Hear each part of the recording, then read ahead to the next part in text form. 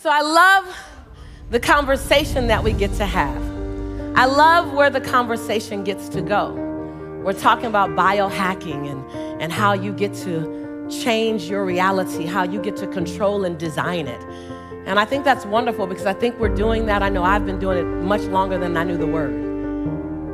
I've been designing and redesigning and redesigning. Anyone else? And redesigning and come on, hold your hands up high if that's you. And redesigning and redesigning and redesigning, right?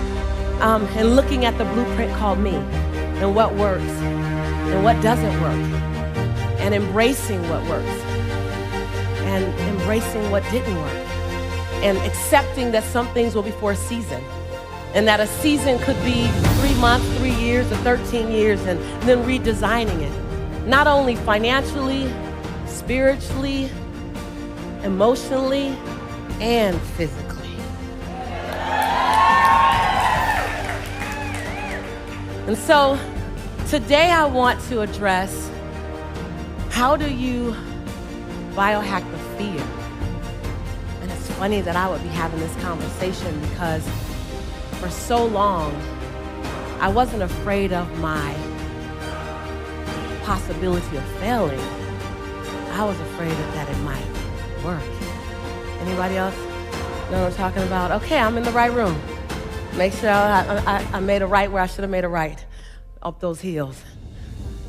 And so I just want to, for a moment, I want us to be okay talking about fear. Because when we talk about it, we can disseminate it, we can minimize it into the nothingness that it always was.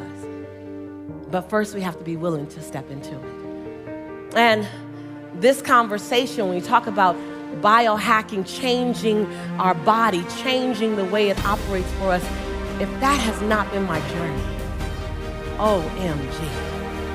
But I also have to biohack my mindset around money. Anybody else? That's a good thing for right. And I have to also biohack my mindset around my worthiness of long-term love. Anybody about that? Oh, so in the right room with all my brothers and sisters. And so many things. Biohack my conversation, my belief around me as a Black woman, being able to touch the world and touch people of other cultures from 38 different countries, that I'm worthy of that. Like constantly. And as you chip away, and no one change, no one transformation happens all at once. So it's not a 180-degree turn. It's not like you have this amazing breakthrough, the ceiling opens up, lights come down, and you hear the angels sing, oh, you are now changed. It just ain't happening like that. It's gonna be in small needlepoint moves. And my prayer for you is that in this time that we have together, that I help to create a small needlepoint move for you. And then if we choose to play together more and learn from each other more, then I can create another needlepoint move. But I know that today, my life is barely recognizable. Say barely recognizable.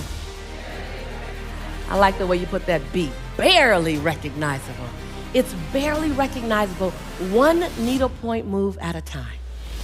And so when I look at the conversation that shows up around fear, it's so powerful. Fear is the one thing that will keep you paralyzed. If you notice, whenever someone is frightening you, like you walk in a room and someone scares you, you go, and until you know you're okay, you don't breathe again. And then you go, oh, you scared the daylights out of me, right? Nothing starts moving until the fear has moved away.